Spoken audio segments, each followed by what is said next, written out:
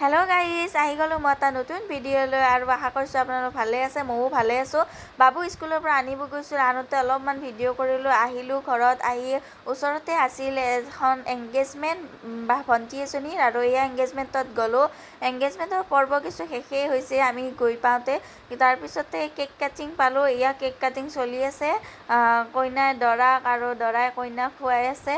আৰু ওচৰতে সকলো সৰু বাচ্চা আৰু সকলোবোৰ ৰখি আছে, এয়া দেখিছে। আৰু আমিও ৰখি আছোঁ। চাহ খালোঁ, চাহ খাই তাৰপিছতে ভাত খাব ৰখি আছোঁ, এয়া দেখিছে। ওচৰত মোৰ মাও বহি আছে। ভাত পানী খালোঁ আৰু তাৰপিছতে দৰা আৰু কইনাক কিছু ভিডিঅ' কৰিলোঁ। সঁচাকৈ এইবিলাক মুহূৰ্ত, ল'ৰা আৰু ছোৱালীজনী ডাঙৰ মুহূৰ্ত। এয়া দেখিছে ভণ্টিজনী ইমান মৰম লগা হৈছে। তাৰপিছতে আমি আহিলোঁ ঘৰত, আৰু শাহুমাই দিছিল প্ৰসাদ, আৰু সেই খালোঁ। খোৱাৰ পিছতে ভাবিলোঁ আজি এটা কিবা DIY বনাওঁ। সেই বুলি ভাবি মোৰ তাত আছিল কাপ নুডলছৰ টেমা এটা, আৰু আছিল ফেব্ৰিক কালাৰ দুটা, পিংক আৰু গ্ৰীণ, এই দুটাৰে কাম চলাওঁ। সেই বুলি ভাবি মই ইয়াতে কাপ নুডলছৰ টেমাটোত কালাৰ কৰিব ল'লোঁ। এয়া দেখিছে কালাৰ কৰি আছোঁ। ইমান পাৰফেক্ট হোৱা নাই, তথাপিও ট্ৰাই কৰিছোঁ।